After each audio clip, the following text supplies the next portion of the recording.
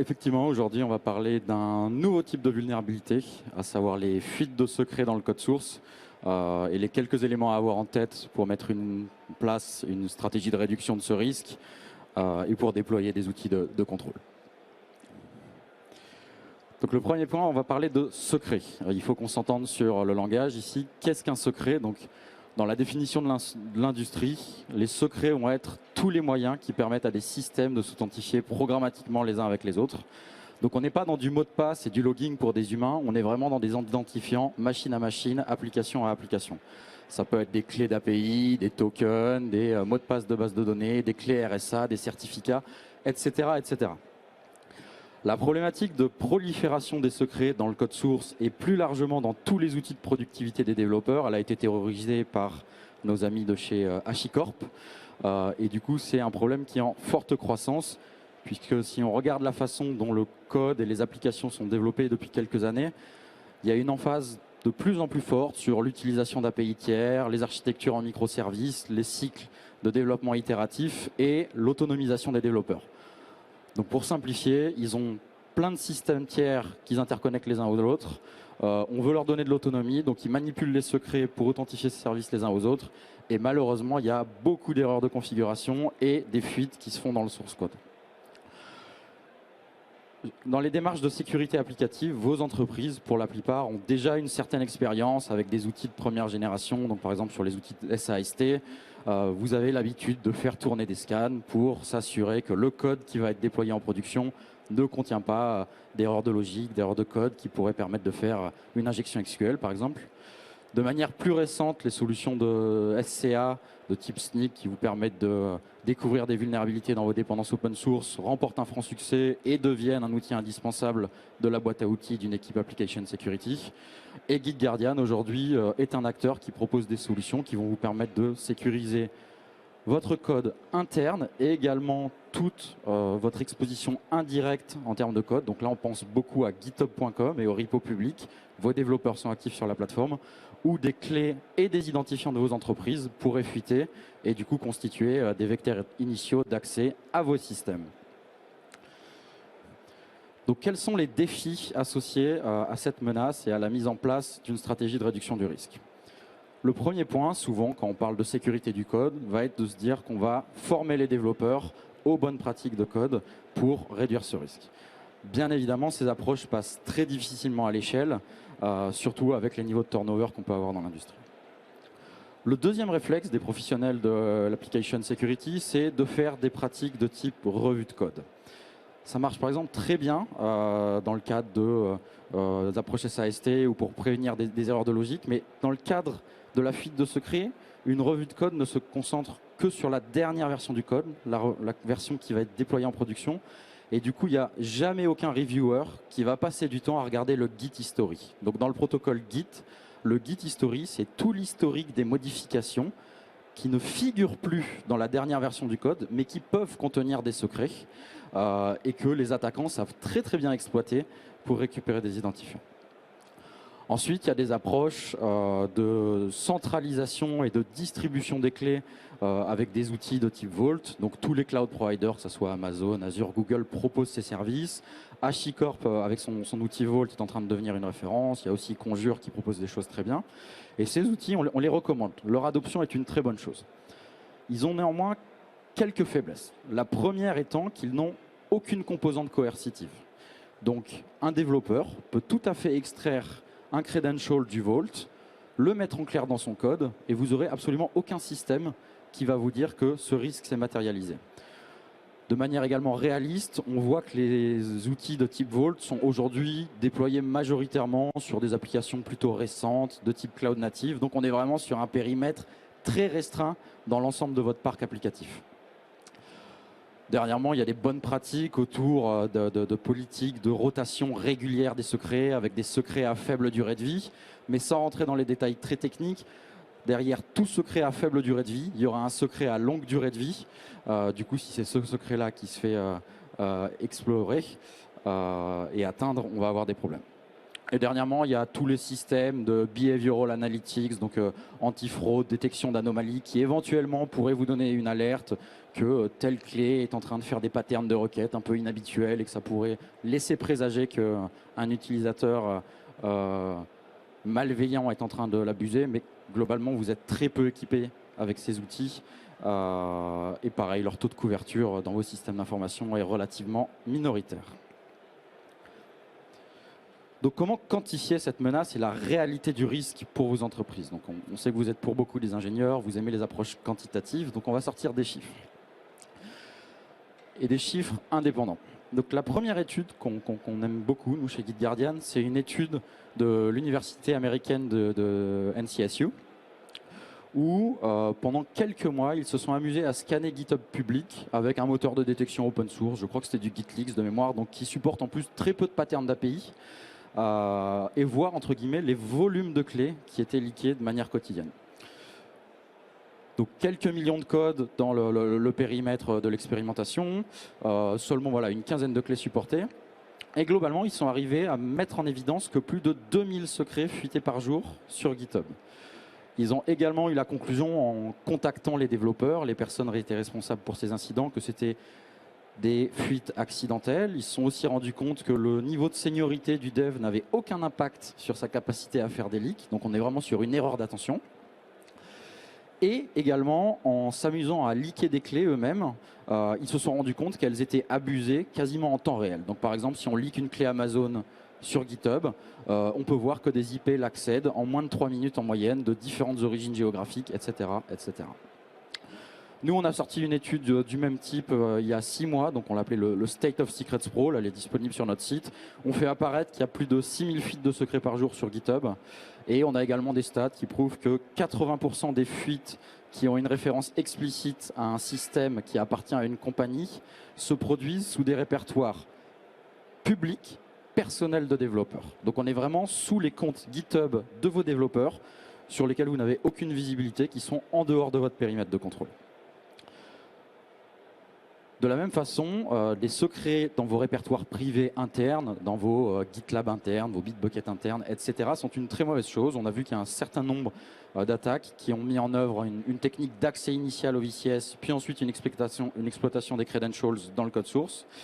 Et il faut vraiment avoir en tête que tout credentials qui arrive dans le code source, qui va être versionné dans le source code manager, doit être considéré comme étant compromis, puisque par sa nature même, le code va être dupliqué, distribué, et il va transiter par une variété de systèmes. On peut penser à la station de travail du développeur, à vos serveurs de backup qui vont sauvegarder le GitLab ou le GitHub, ça va passer par des équipements réseau, ça va finir dans certains systèmes qui contiennent de la documentation sur vos applications, etc., etc. Donc, la vraie bonne approche, c'est de révoquer, révoquer, révoquer. On va parler du cas Uber, qui est très intéressant puisqu'ils ont été exposés à une problématique de secret sur les 2 surfaces d'attaque que je suis en train de discuter. Le premier incident s'est produit en 2014. Donc, un de leurs employés, un développeur, a malencontreusement leaké sous un de ses répertoires publics personnels sur GitHub une clé d'accès à un bucket S3 de la société. Donc le bucket était bien configuré, hein. Il était en privé, il fallait une clé d'API pour y accéder. Néanmoins, un acteur malveillant a dû faire un peu de social engineering, découvrir que ce compte GitHub était lié à Uber, trouver la clé, accéder à la clé. Et globalement, il n'y a pas de MFA sur ces sujets-là. Une fois que j'ai la clé, même moi qui suis commercial et qui ne sais rien coder, je peux accéder à ce type de data store. Ils ont eu un deuxième incident du même type en 2016, où là, la cinématique d'intrusion était un peu différente. À cause d'un problème de mauvaise hygiène dans la réutilisation des mots de passe, l'un des comptes de leur version control system a été compromis. Donc, un de leurs développeurs s'était déjà fait hacker ses mots de passe dans un leak précédent. Un acteur malveillant a réutilisé ce mot de passe pour se connecter à son compte. De mémoire, c'était du Perforce. Donc, c'est voilà, leur VST, c'est du Perforce. a pu accéder au VCS interne. Il se trouve qu'il n'y avait pas de MFA en plus. Et du coup, a pu rentrer dans des dépôts de code privés, en a téléchargé un certain nombre, a fait tourner quelques queries, quelques regex, a trouvé une clé AWS et a accédé au système de Uber. Donc là, on voit vraiment la dualité entre, d'un côté, votre surface d'attaque indirecte qui est composée des comptes privés de vos employés qui font de l'open source sur GitHub. Et globalement, tout ingénieur logiciel aujourd'hui va sur GitHub quasiment toutes les semaines pour faire son boulot. Et ensuite, il y a vos répertoires internes qui pourraient être accédés par un phishing, par un problème de configuration dans le VCS, par un des composants sous-jacents qui n'a pas été patché, etc., etc. Donc les grands principes à avoir en tête pour réduire ce risque. J'en ai déjà parlé un petit peu. La révocation est absolument clé. Il faut identifier le secret qui est compromis, identifier le système auquel il donne accès, contacter une personne dans votre organisation qui a des droits suffisamment élevés pour pouvoir générer une nouvelle clé, et il faut la stocker de manière sécurisée. Quand je rencontre des clients, des fois le premier réflexe, c'est de se dire je vais juste l'effacer de l'historique de code. Mais on oublie que le code, comme je l'ai dit, il transite partout. Les infras de backup, il va être pris par des scripts de CI/CD, etc., etc. Donc la seule vraie bonne approche, c'est de vraiment révoquer les clés et les stocker de manière sécurisée. Le deuxième point, c'est de l'automatiser. Si vous essayez de payer des compagnies qui font du pentest pour revoir les millions et les millions de lignes de code de votre patrimoine applicatif, c'est juste impossible. Donc il faut appliquer des moteurs avec des catalogues de regex complets et exhaustifs qui supportent une variété de cloud providers, de services de notification, de services de paiement, etc. pour avoir une vraie couverture des outils que vous utilisez en interne et générer des alertes. Nous, quand on le voit, quand on lance des scans de l'historique pour nos prospects et clients, on lève des milliers et des milliers d'alertes, vraiment. Donc, les équipes de sécurité ne sont pas dimensionnées pour traiter ce flux d'alertes en temps réel. Donc, il faut faire porter la charge de la rémédiation principalement sur les équipes d'engineering. Donc là, on va rentrer dans les buzzwords, on parle du shift left, on parle du DevSecOps. Globalement, il faut donner aux développeurs, dans son flot de développement, la capacité à être notifié de la survenance d'un incident. Donc nous, on a une API de détection, par exemple, qui le développeur va pouvoir utiliser pour faire des pré-commits ou des pré-push hooks directement depuis sa console de développement pour être notifié de « attention, le snippet de code que tu t'apprêtes à pusher vers l'instance centralisée contient une clé, amende ton commit en local, ça sera beaucoup plus simple, il n'y a pas besoin de faire de révocation, le risque ne s'est pas matérialisé et là, on a une approche de réduction du risque qui passe à l'échelle. Donc vous m'avez vu venir, globalement chez GitGuardian, on a deux produits. Un produit qui va monitorer la totalité de GitHub public. On parle de l'activité de 50 millions d'utilisateurs à l'échelle mondiale, quelques milliards de repositories. Et nous avons la capacité à réduire cette activité à un périmètre qui fait sens pour votre société. Donc on est capable d'identifier vos employés avec des infos qu'on trouve dans les métadonnées, certains de vos sous-traitants. Vous pouvez également nous donner de l'information issue de des noms de domaine, des mots-clés qui sont spécifiques à vos systèmes. Et du coup, nous, on va filtrer toute cette activité pour générer des alertes qui seront liées uniquement à vos systèmes pro, même si dans la grande majorité, ces alertes se produiront sous des répertoires personnels, publics, de vos employés et sous-traitants.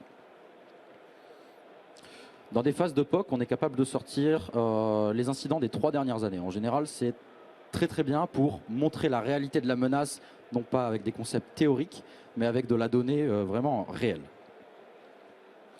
Ensuite, on a le deuxième produit de monitoring des répertoires privés que l'on propose également on-prem. On sait que vous avez pour beaucoup des données très critiques et du code sensible, donc vous pouvez le déployer dans une manière air-gapped dans un réseau privé chez vous. Et on pourra s'intégrer avec la plupart des outils de versionning du marché, que ce soit des GitLab, des Bitbucket, des GitHub Enterprise, pour faire d'abord un scan de la totalité de l'historique de la codebase, non seulement des branches et des versions de code les plus récentes, mais également de tout l'historique de code, créer des alertes, vous aider et faciliter les workflows de rémédiation. Donc, on déporte une partie de la recharge sur les développeurs qui peuvent aussi collaborer avec les équipes CloudOps, Infra, etc. Et ensuite, une fois qu'on a, entre guillemets, remis cette situation d'équerre, là, on va plutôt déployer les logiques de monitoring en temps réel avec un gros focus sur la prévention. Si on peut bloquer la clé avant qu'elle ne rentre dans l'outil de versionning, c'est encore mieux. Et aussi une composante de détection pour des équipes sécurité qui auront une vue sur le périmètre global qui est composé de tous les répertoires, de toutes les applications de votre société. Voilà. Donc là, il y a une petite citation de l'un de nos investisseurs historiques, qui est le créateur de Docker. Aujourd'hui, si on veut vraiment avoir une approche de la sécurité, il faut la mettre par design dans le flow de développement des développeurs, sans créer de friction pour justement créer de l'adoption de leur part. Et juste pour vous donner voilà, un petit élément qui prouve qu'on a beaucoup d'amour de la part des développeurs, on a plus de 150 000 développeurs qui ont sign up d'eux-mêmes sur notre plateforme pour notre free tier. Donc on est gratuit par exemple pour tous les projets open source sur GitHub et pour les équipes de moins de 25 personnes. Et on a plus de 150 000 personnes aujourd'hui qui sont à s'appuyer sur notre solution pour sécuriser leur développement. Bien évidemment, on a aussi beaucoup de clients entreprises pour lesquels on court quelques milliers de développeurs et du coup qui auront des problématiques certainement similaires aux vôtres. Merci beaucoup. Merci Guillaume. Si quelqu'un... Oui, vous pouvez bien sûr applaudir. Quelqu'un a-t-il une question en live là? N'hésitez pas. Sûr? Pas de questions pour Guillaume? Tout est clair? Merci beaucoup.